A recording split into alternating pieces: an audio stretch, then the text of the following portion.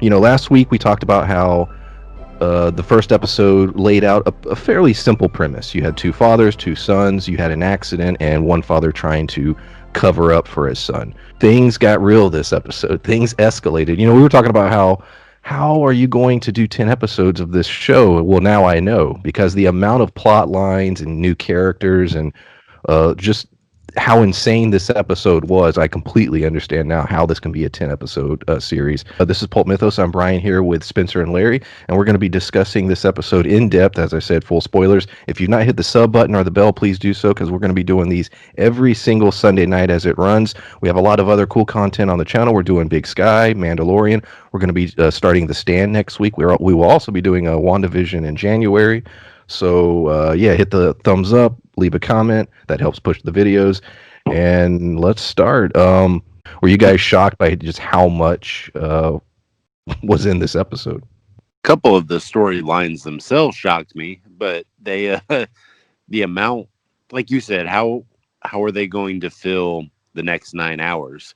Well, it's because we were talking about, is Adam going to crack and all this stuff, but how would they stretch that out for 9 episodes?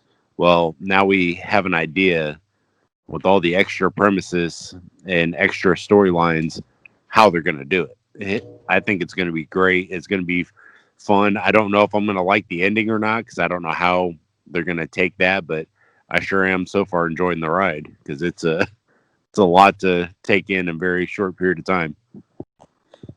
Yeah, it's pretty crazy, and like you were saying before, it went from how are they going to stretch this 10 episodes to how are they going to fit all this in 10 episodes.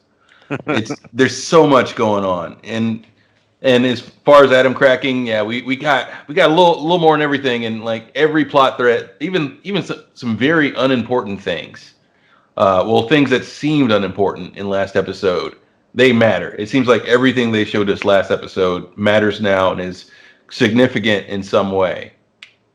I just found that, it's like I was like, that's neat. Things that you didn't really think about, or that maybe slipped out of your mind. When he stops at the gas station, and the seemingly unrelated case that his father's going through, which we just thought, okay, that shows him to be a good man, and it does, but there's more to that relates heavily to the story. I think that strengthens the appeal to the show, because there's a lot of shows where they drop a lot of hints and red herrings and stuff, and so far all the things that they showed in the first episode are not only relevant but super important. And I think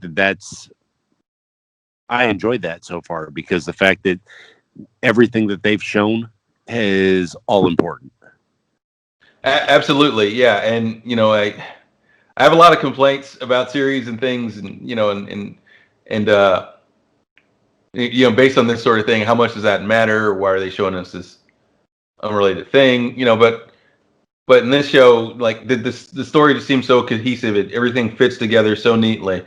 Now, I could make a complaint about how what are the odds that this case we were looking at is related to what are the odds that this case that he had previously is related to the crime that his son is guilty of, and so closely related. But the narrative fits well enough, and it's the sort of thing that it's like, well, I was like, that's a little, that makes me think a little bit, what are the odds? But even then, the story works so well, and I love how we're seeing layers of, it goes to this level of government, to this crime family, to this street gang, to the judge and his family and his ties, and the way he's maneuvering around, different people in his lives and stuff. It's all executed so well that I'm like, well, I'll gloss over that a little bit, because it's not the end of the world that it's like, oh, that's a little implausible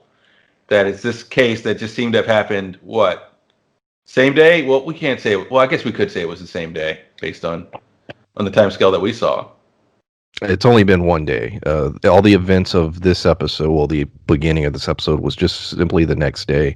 So the case that from 9th. 10th of October, I think. They even gave the date.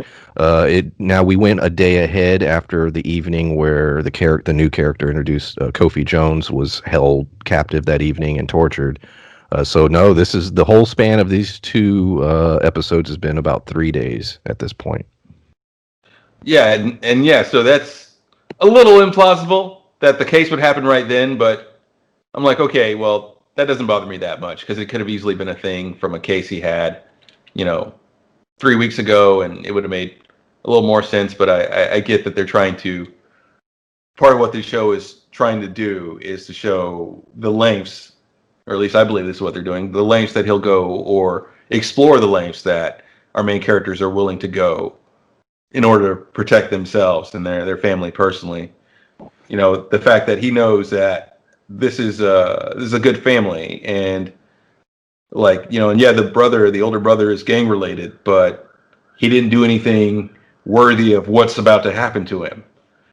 And it's to put them in this position so that, your main character is forced to look at them and empathize with them, and yet still, have to decide, knowing what you know about this family, and a great deal, it's like, do you want to punish these people? Do you want them to take the fall for crimes that his son, and at this point, with the amount of covering up he's done, not just his son, he and his son are guilty of at this point. Is he willing to do that? Yeah, you mentioned, is Kofi bad enough to deserve this kind of, reaction to stuff?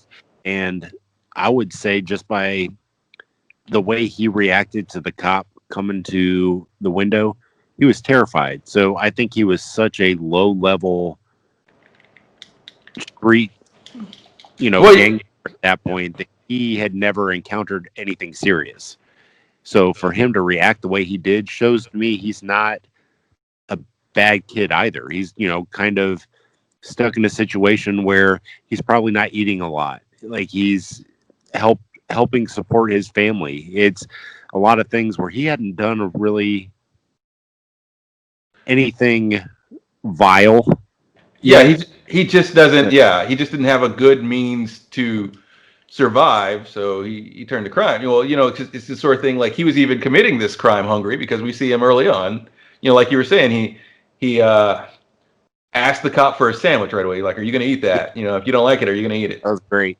Yeah. Yeah, and keep in mind he's 17. He's a kid, as are all of the main sort of young people involved in this. Adam, I believe, 17. Rocco, Baxter was 17. We get the framework of this episode, and I'm assuming going to be the entirety of the series, is very much. It reminded me of The Wire. We talked about that before the recording, and we always bring up The Wire on this channel because me and Spencer are huge fans. But all the layers throughout the city. We have a judge having a meeting with his friend who's running for mayor at a diner, and he asks for a favor. Simple favor: can you get rid of a car for me? That politician then calls a cop. The cop calls a gang. The gang pulls one of their young soldiers in to go do the job, and it goes bad. And as a result of it going bad, the dominoes start to fall, and everybody starts trying to cover their ass.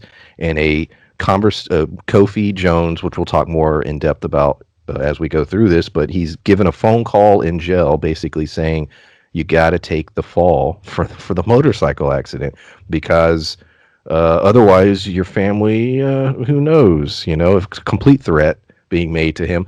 And the question is, all those dominoes falling, and the only person who probably has any idea of really what's going on is, I would assume, Charlie to some degree. Possibly. There was a preview, really good preview for next week, and he's clearly asking Michael questions. But in terms of the overarching, all the levels involved, I think it's doing a really good job building that. Well, yeah. Name it was Clayton. I was like, I know it starts with the C in The Wire. Charlie's name in The Wire. I had to look it up. Oh yeah, it's Clayton Davis. Well, yeah, and I know we're talking more about Charlie now, but I think that even what you mentioned about the way they're telling him to take the fall and everything, I think that also speaks to how new Kofi is to this, and that he's not used to being wrapped up in anything this major. Because you know, he didn't even think to cover his own ass in this sort of thing. Well, or plea with him and say, well, if I'm going to take the fall, you're going to get me a good lawyer, and I'm going to serve this much time, and etc. You know, he just, you know, they just expected him to take the fall. The Oh fact yeah, that- he's low level, and shows he's never been in that kind of situation before, for to not even think, like you said, Larry, and you were he's a kid. right. Yeah, he has no idea what to do in that situation. Yeah, he basically, you know, because they're getting word, no, he's just got to say, yeah, he did it. And because, you know, obviously, the more they dig, everybody's involved. There's so many layers involved now in this murder. And then that even leads to a war, which is basically kicked off at the end of the episode. Jimmy Baxter in the courtroom, once Kofi pleads guilty, basically says, well, he's affiliated with a gang, Desire Crew. And he's like, well, clearly this was a hit, and we've got to make things right, and we got to deal with it. And he has a little conversation with this guy. So on top of everything else we're talking about, you have all the political issues and everything. Now you have a gang war kicking off. Yeah, and my question is, like, as far as the Desire Crew, like, what is Charlie's connection to this? Is he high up in there, or is he just a politician that's owed a favor by someone who's connected to the Desire gang? You know, or is this the sort of thing where doing this favor for his friend turned into more trouble for his business than it's worth if he's very affiliated with them? Well, You know, they also. No, go ahead, Larry. My bad. Oh no, I was just gonna say that, like, is this the sort of thing that's gonna blow up in his face or get him into trouble with the Desire gang for requesting it? Well, because I remember the series or season trailer. There's like it looked like Viola Davis, but I don't think it's her. But she was seemingly the leader of the Desire gang. So does Charles know her? That's a good. I mean, just looking at the ages of the people, it seemed like they were closer in age. So I don't know if they know each other, or if it's a coincidence, or if maybe just that detective that he talked to was crooked. Maybe Charlie's not the crooked one. I don't know, but they're implying that Charlie is willing to get some shit done, and he doesn't care how. Yeah, and that's a good point, because, you know, when he said he needed to get rid of a car, that the car needed to disappear, and said it in very vague terms that implied a lot. Charlie didn't ask any questions. Charlie, you know, didn't want to know about it. He's like, okay, consider it gone. You know, whatever this problem is. You know, so clearly, you know, Charlie is willing to, at the very least, do some very ethically gray things. You know, so it's hard to say. And, you know, like Viola Davis, her character, yeah, that's a good point. Yeah, I forgot about that. I don't think it's her.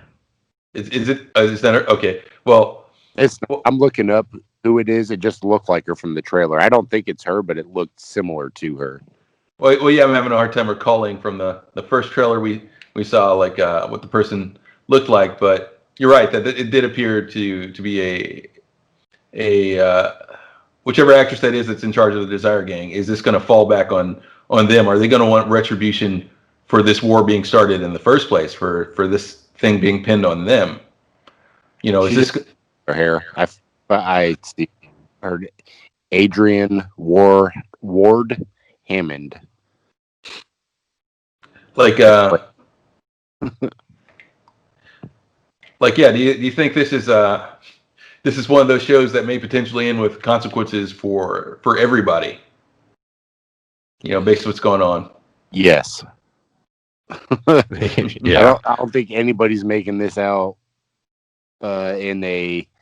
I mean, I think some people will make it out without, going to prison for forever, but I don't think that too many people are going to have happy endings. That's for sure. Yeah, you have a situation where the gang war itself, bodies are going to start piling up. People are going to start dying. The Desire Crew clearly has some legit power, because Baxter's guys were basically saying, they were coming for us, and they knew of them, and they seem to have had issues with them in the past. So, open war appears to be about to happen, and how that's going to play into the court system. There's so many levels. We have the court case, we have Kofi's situation, we have Adam falling apart, we have the gang wars, and a lot of it's going to revolve specifically around the courtroom. And it just so happens Michael, Bryan Cranston's character, is a judge, so he's going to be witnessing a lot of this throughout the remaining 8 episodes. We didn't get a whole lot with Jimmy Baxter this episode outside of a couple scenes where he's saying goodbye to his son in the morgue, and then the bird scenes. There's two. One in which he's getting obsessive and freaking out about the bird cleaning itself continually, and his thoughts on there's no point, there's no point for anything, and then him taking that frustration out on the bird and just beating it to death with his golf club. That's basically all we got with him, and of him in the courtroom. What do you guys think about Jimmy Baxter? And based on the trailer and based on a shot, his wife's going to play, I think, a significant role in the show as well. I don't think that a couple of the scenes that they had with him this episode, I think they're just trying to establish the willingness to do whatever it takes to find his son's killer, legal or not. Clearly he's going about it because he wants that person dead. I don't think he wants them to go to court. He doesn't want them to, be on trial. He wants to know who made the hit or who called the hit. Now, we know that it wasn't, but he doesn't. He feels like someone's coming after him. And then he made a comment about the Desire Gang, pushing drugs and those kind of things. And they're basically starting war. So I think that he's going to become very important, but I think that he's showing us that he's willing to do anything to get the information he thinks he needs to win this war. Absolutely, because he thinks he thinks it was a hit. So his assumption was like, it doesn't matter if this kid goes to jail or whatever, because he's just the guy who hit him with the car, and and it's more a matter of who decided on this, who signed his death warrant in his mind. And I think the scene with the parrot was primarily to show us, because we've seen, other than him working his own investigation, we know he's this big mobster, and people have talked about what a dangerous guy he is and everything, but we've mostly just seen him just kind of do sad rich dad stuff, work his own investigation, have his own people look into things and run forensics. And we've seen that there is a certain amount of power that he has. I think that scene was to show that in his grief and with the amount of things that are weighing on him, and seemingly at the time not knowing how to go about this, that he's not a stranger to handling these situations with violence.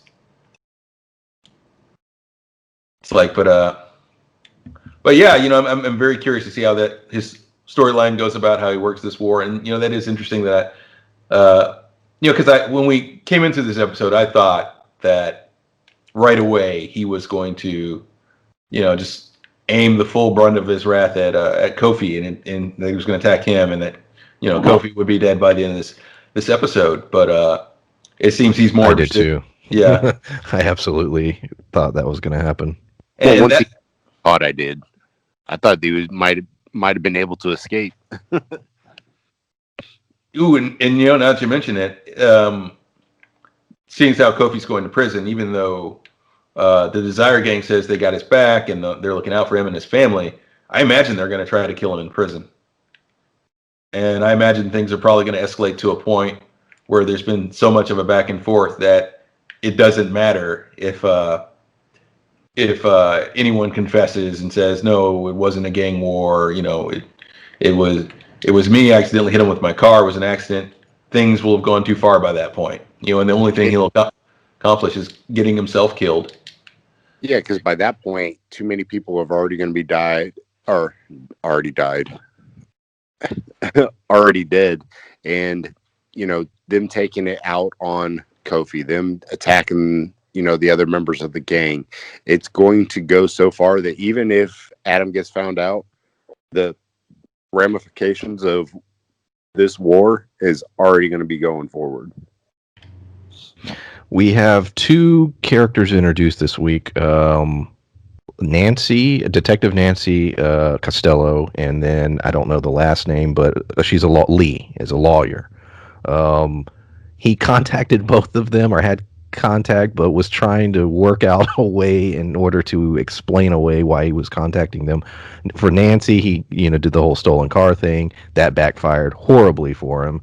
And then for Lee, I mean, he's asking to go out with her, which looks like may go well for him. But then with the case, he wants her now to help Kofi.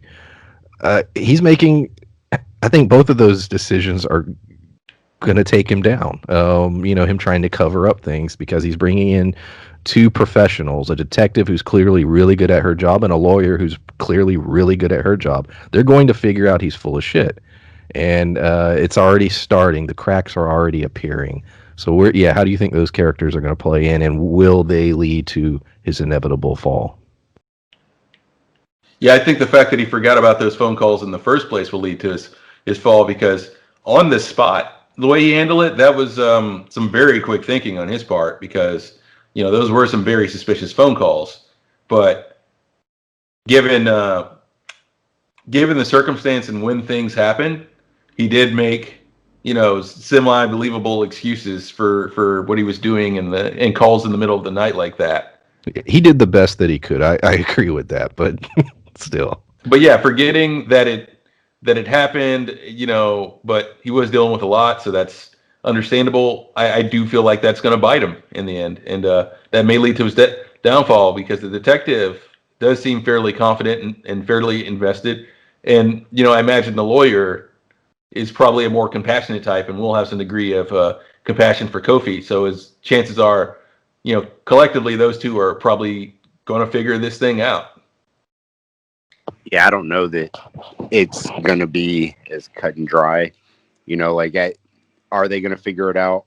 Is one of them still going to try and help him instead of, basically throw him under the bus? Is that going to end up having him owe somebody else something? It's a lot of different, a lot of different facets. Well, and here's my question too. Bryan Cranston's character, how far is he willing to go once they do find out? Like, is he going to will he go to a place where he's willing to have them killed, essentially, like in his mind, where he's like, they got to go, they know too much, or, because he's trying to cover his own tracks, and it's not just for him, it's for his son, and we've seen the lengths he's gone so far. So, at this exact second, I don't think he's in that mindset. The way this show is going, could it go there? At this point, I'd say everything's on the table. Oh yeah, and I agree with you on that. My point is, like, when they get close, when it's looking like him and his son could be, both arrested, defamed, and murdered, what does he do then? Because those are the stakes for him. I had a mouthful of food. I had a response to that, but I'm sorry. Eddie. To me, that it does a great job of showing at the beginning how good of a person Michael is, how thorough of a job he does with the courtroom, making sure the cop doesn't get away with bullshitting, like all these things. But it comes a point where he was a good guy, but I think by the end of this, he's not going to be a good person anymore. Like, he's going to transform into somebody who is, yes, he's looking out for his kid. Yes, he's trying to, do this. Yes, it's only a year after his wife was murdered. So he's still trying to protect, his, but at what cost? It's one of those things where, is half of New Orleans going to suffer because of this gang war? Or yes. Yeah. That's what I'm saying. It creates a different narrative to me. it doesn't mean that I wouldn't do the same thing to protect my family, but it comes that point where at what cost, and does that change who you are as a person as well?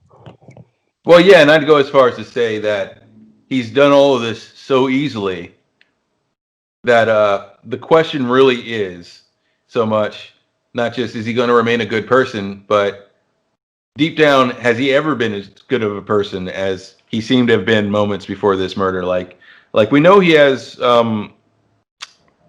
Charlie, right? Yeah, we know he has connections to Charlie, and we know Charlie is at the very least affiliated with people who are affiliated with the Desire Gang.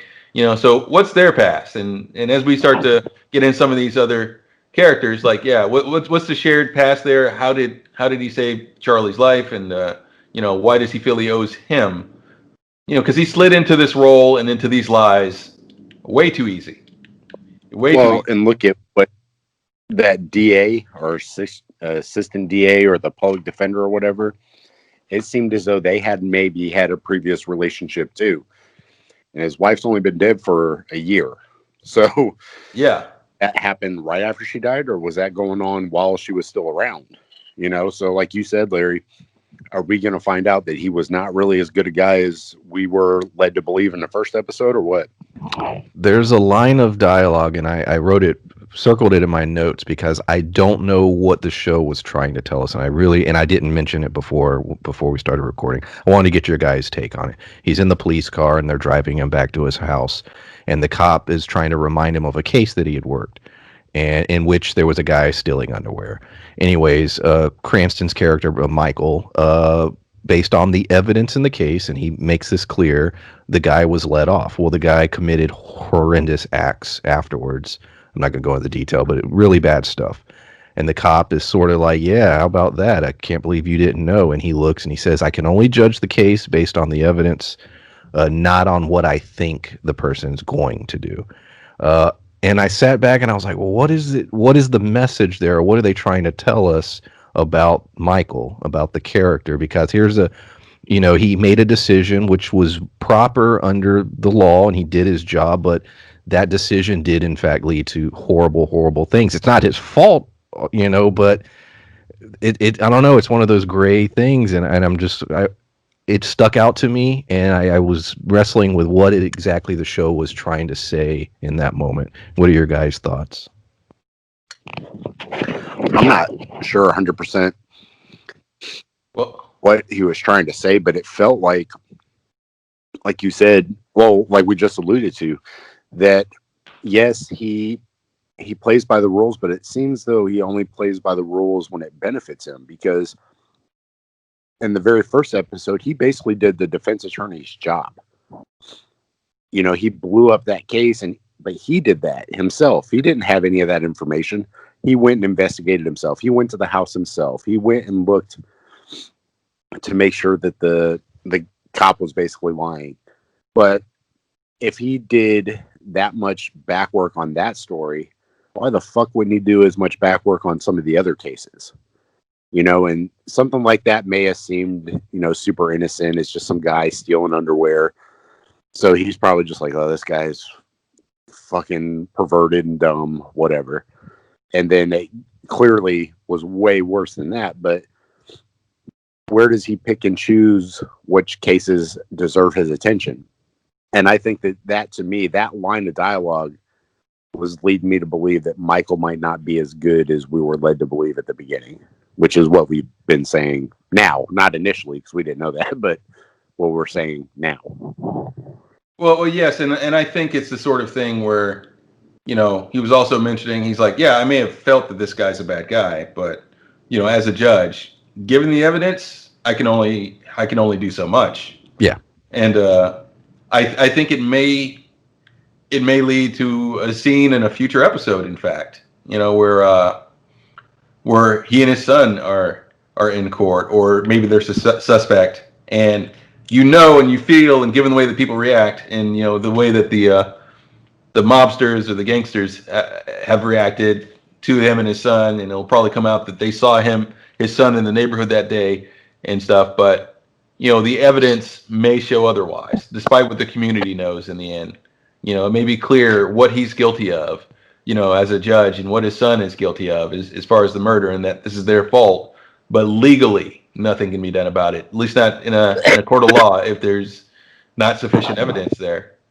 So we may be in for, sort of a business like that where, whoever survives, whether it be him or his son, if either of them survive this, they may just be left with the guilt of it, left with the community knowing who they are, still roughly in the same position, but legally untouched. I'm not saying, what mob will do what, but legally likely untouched due to a lack of evidence.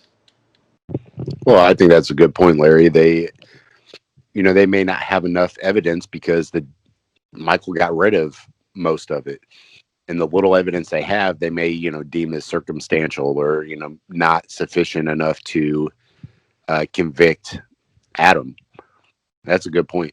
And due to political ties, they may gloss over things that, you'd think, well, what about this? It's like, oh, well, that doesn't seem relevant, and they may get that in court, and it may be clear that, oh, it's Charlie pulling strings because he doesn't want anything like this tied to him.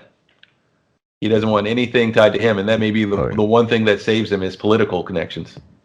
Michael, it was very impressive in the beginning, the first part of the episode, where Michael was creating the fake alibis. And at first I was confused at exactly what was happening, and then I quickly caught on, and then he, explained it to his son. It shows how his intelligence and his ability as a judge, he's using it to do bad things, to cover up, a crime. And so I'm curious to how much, that's going to be clearly be ongoing in the show, him using his knowledge of cases and how most cases fall apart to his advantage. He's an insider. And so, yeah, I thought that was interesting how all that played out. Well, I'm glad you mentioned that because, this show very much feels, the reference to show that I've seen and y'all haven't, it feels like someone said, well, what if instead of a biology teacher, Walter White was a judge?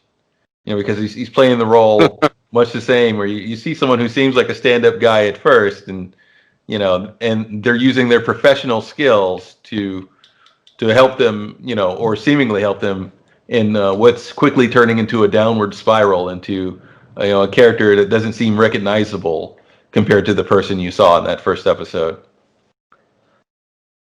So it's just been, it's a very similar path.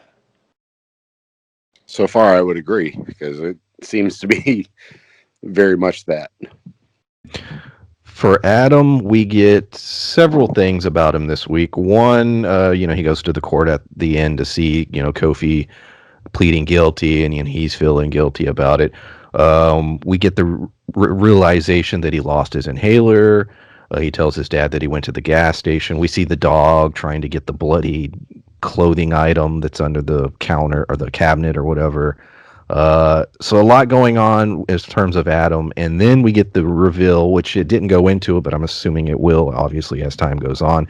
The girlfriend from the beginning of the first episode, we kept questioning why were they so careful and afraid to get caught. And well, now we have that answer. She's his teacher. So that's a whole other drama and situation that Adam's going to be dealing with. He is in a relationship with his teacher. So, yeah, a lot of things going on with Adam. Yet again, another piece that's going to possibly take everything down. What do you guys think about Adam in this episode? Well, yeah. Oh, go ahead, Larry.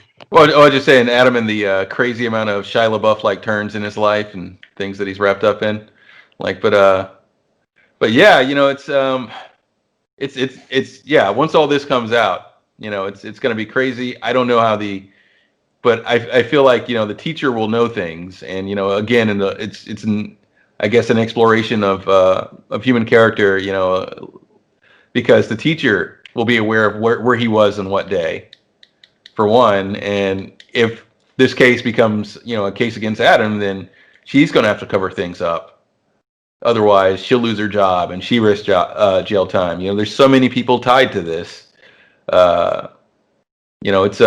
It's a big deal. And we were wondering, like, what is the significance of this? Does his dad hate her? Do they feel that she's somehow partially responsible for the mom's death? But the answer is a little more sinister than just the dad disliking her or her being someone from their past that they have some sort of family issue with.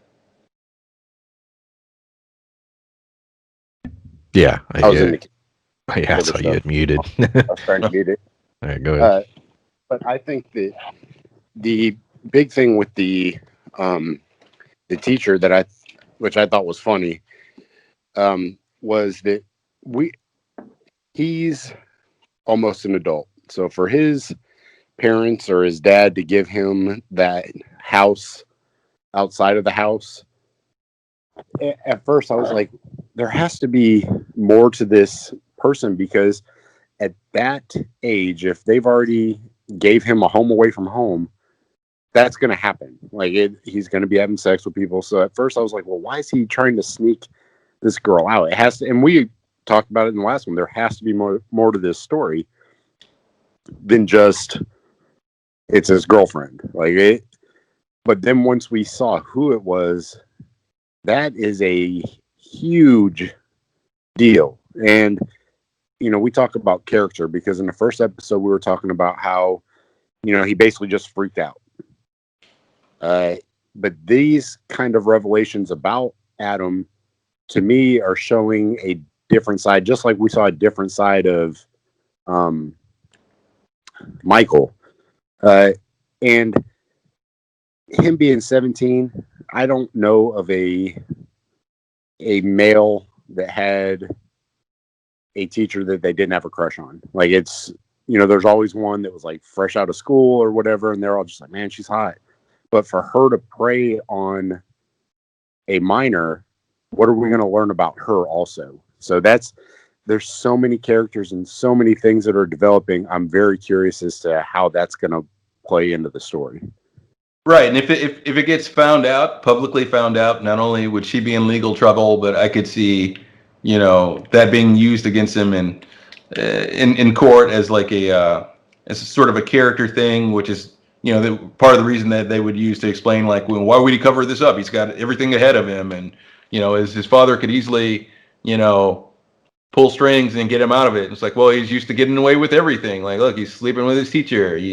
They're connected to this family and that. Like it may be another thing used to damage his character in court if this is where the plot line is going for him, and it very well may, because they've showed that the character feels a lot of guilt, which he should, but it's at the same time also very naive about things, and he's been sloppy. So I could see, especially when this gang war escalates and when so many lives are damaged, he's gonna likely crack, even though they'll probably be past the point of no return. The war is still gonna happen.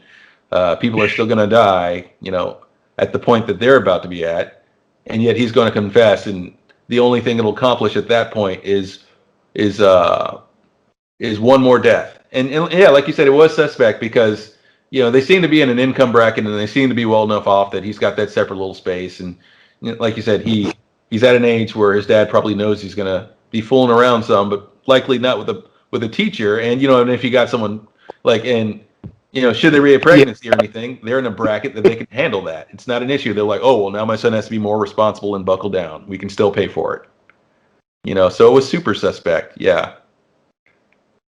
Him having that space. Believe it or not, we pretty much covered all the major plot lines of this episode. Any other subjects you want to talk about before we finish this? The only one that we haven't talked about that I'm a little curious about is the death of the mom still. Okay, that's fine. You bring that up. I it's in my notes, but they didn't go enough into it, and that's the only reason I left it out. But yeah, go into that. What they did tell us about it. Well, they talk about it was a year ago. We didn't know how long ago it was. So to me, it being a year ago means that it's still not only fresh, but Michael had 16 some odd years with his mom. So for it to happen, it didn't happen when he was like 6 and he's barely remembers her. It just happened. So, and we also talked about how the teacher, may have, known that he's acting different. I'm sure that was his teacher for more than just this school year. So she probably was aware at least that his mother passed away. So there's a I think there's a lot of storyline that's wrapped up in her as well. You look at the gangs, the detective saying, well, maybe this car being stolen is in relation to your wife dying. So now, I mean, we know that's not, but her saying that leads me to believe that the case is still unsolved. So I don't know if that is going to come about. Is that going to be something that maybe him as a judge, like she was killed for the Desire Gang as a hit, to get the judge kind of in line? I wouldn't be complete. It depends on how they handle that. If it all comes connected like that, that might annoy me a little bit. And I'm just saying because Larry, you brought up earlier, the insane amount of coincidences. That would be one hell of a coincidence. Not impossible, not at all. She was killed and clearly desired to cruise turf because that was who was over there. But I don't know, man. We'll see. We'll see. Well, yeah, and I've got to say, it does make me very curious. How few details they give you about the mother. We don't know what her job was. We don't know if they used to live in that neighborhood. All we know is that she died 1 year ago in Desire Gang turf, and we don't know the circumstances behind it, whether it could be related to her job or her husband's job. And it could be this sort of thing because, and if it is tied to the Desire Gang in any way, it may not be tied how we think it is because, there's his ties to Charlie as well. And, what if, again, we're talking about the fact that perhaps his past wasn't so innocent given the things he's done. It could be because his ties to the Desire Gang through Charlie. And it could be perhaps tied into whatever incident Charlie was talking about him getting him out of. His wife may have died due to his ties to Charlie, and Charlie may feel like he owes him for life because of that. It's hard to say at this point because we have so little information about the incident. Yeah, I didn't even think about any of that, but everything Spencer just said, now I am. And I'm like, you might be onto something there. Like I said, it's going to depend on how they tell that story, but that's an awful lot of coincidences.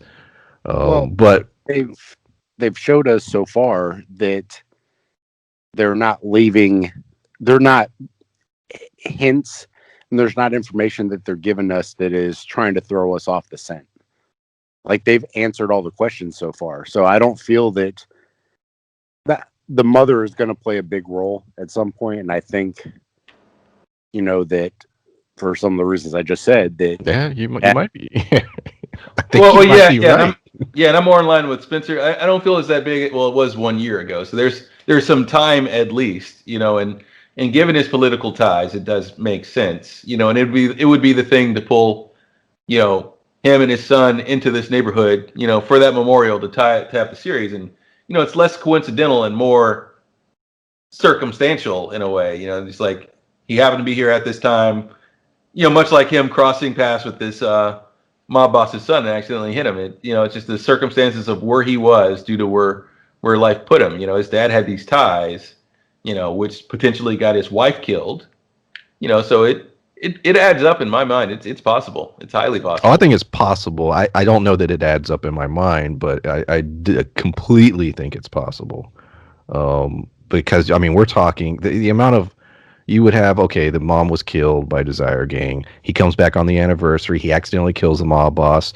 The car in order to get rid of the car, he calls in a favor, which then gets Desire Gang to do the favor. Okay. Yeah. So you're looking at it that way. See, here's the way I'm looking at it. That she wasn't killed by the Desire Gang so much. At least this is my thought, that if this is what this is going on, she was killed due to ties to the Desire Gang on their turf. Due to the family's ties. Like, we don't know whether, like his wife grew up in that neighborhood and he knows Charlie through her and he's helped out Charlie because of her. And I think she happened to be there, and it may be a gang related thing, but I think I think though it happened on their turf, it wasn't necessarily them. You know, there are other dangers there. It could have been retaliation from another gang, is what I'm getting at. You know, that because like you said, for them to do this favor for him after killing his wife, it's too tied together. Yeah, so I don't think they're responsible. But the only question mark I had too, though, well, not the only one. I just mentioned like 8 of them. When the cop was talking about how someone came in, held up the store because they were. I'm assuming what she said was based off of maybe the footage that they saw, that they weren't going to shoot her. They got the money and then turned around and decided to shoot her. So it seemed like a robbery gone wrong, but to kill her after everything, seemed to be done with the robbery itself, that to me is what's pointing to a hit and not just like an accidental wrong place, wrong time thing.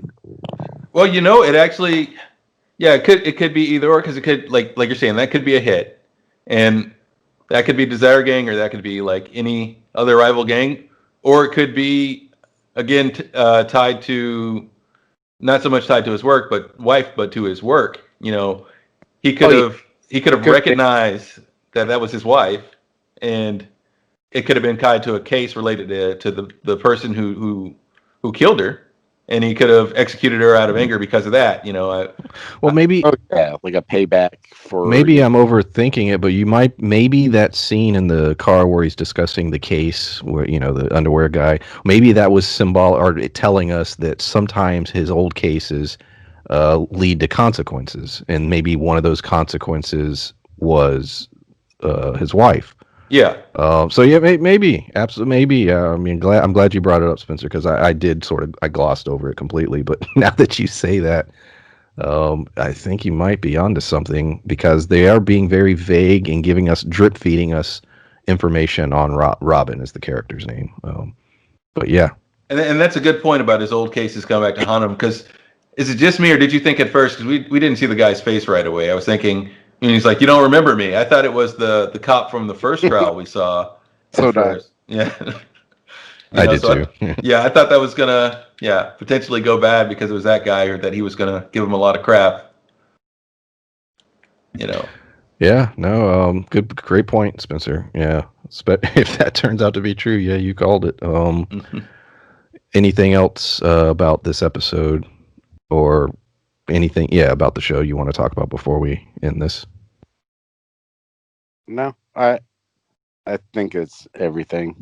There's so many things that interest me, but those are the only kind of theories I had. Yeah, same. I think the only thing I'm just curious, how things will turn out for Kofi, because I have to say he's the true victim in all this shit. He's the true victim, and he's the most in danger at this point, because right now, the system and the mob thinks that he's responsible for this. So, well, he has the weight of everyone on the mob. The Baxter crew wants him out, want to kill him, I'm sure. You have his own gang, the Desire crew, trying to keep their stuff safe and keep things quiet, and they're threatening his family if he doesn't play ball. Like, there's he's in a shit position by the end of the episode. Yeah, and he's the only, the only sort of innocent. Like, yeah, he stole a car, but that's all he did, was steal a car. He didn't, he's nowhere near guilty of what they want to put him away for. And oddly enough, the most innocent character on the show. But I'm curious how this is going to turn out for him. Whether he'll even make it to a court date. I kind of doubt it, because, they seem out for revenge, so I imagine they'll have him killed in prison, if anything, and that'll escalate the war. I am curious to see, because they keep showing us how the system is crooked. You had Charlie calling in a favor, a cop calling in a favor, a bunch of cops who were loyal to the mob doing some crooked shit, basically trying to execute a kid to get him to confess, to find out, who basically called the hit. And then once he gets to prison, dude just hands him a phone. And so, the it's not solitary confinement because there was two of them, but it was a smaller cell. It wasn't the general population. It wasn't, the old Gen Pop cell. Like, he got a cell with a specific dude who had a phone. So to me, it's showing the levels of corruption more than anything else. So why would I believe at this point that the judge is immune to that level of corruption? And that's the other major question I have, about this is, how far are we going to see that go? Because we've seen it go pretty far here so far, with the judges, how corrupt these judges are, how corrupt these cops are. We got a lot with that today. And, once it's looking like things are different, or, once I forgot the son's name. It slipped out of my mind again. Adam?